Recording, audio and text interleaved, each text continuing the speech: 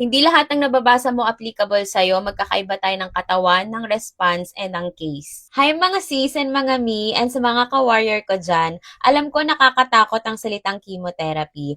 Pero teka lang, pag-usapan natin. Hindi ka nag-iisa and today I'll share simple real talk tips para hindi ka matakot sa chemo. Tip number 1 is to know what to expect. Una, alamin mo muna kung ano talaga ang chemotherapy. Minsan kasi mas nakakatakot ang hindi natin naiintindihan. So magtanong ka sa doctor mo kung ano yung mga side effects, kung gaano katagal ang sessions, and kung ano yung pwede mong gawin para mapagaan ang experience. Knowledge is power and promise once you know what to expect, medyo nababawasan ng kaba. Tip number 2 is don't Google everything. Pangalawa, huwag lahat idadaan sa Google. Oo, madali mag-search pero minsan mas nakakapanik palalo.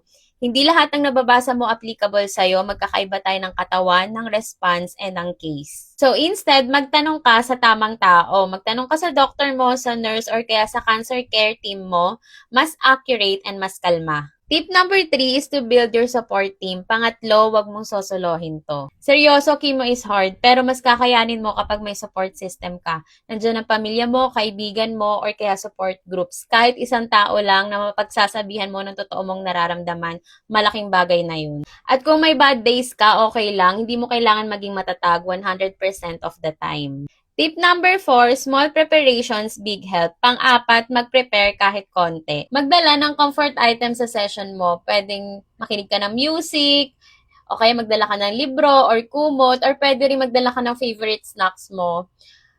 Parang little self-care kit mo na din and maliit na bagay pero makakabawas ng stress. Tip number 5 is to remember your why. Alalahanin mo kung bakit ka lumalaban. Para ba yan sa pamilya mo, para sa sarili mo, o para makabalik ka sa mga bagay na mahal mo? Chemotherapy might be hard, yes, pero bawat session ay hakbang papalapit sa paggaling mo. Hindi ka nag-iisa and hindi lang ikaw ang nakakaranas ng ganyang pagsubok.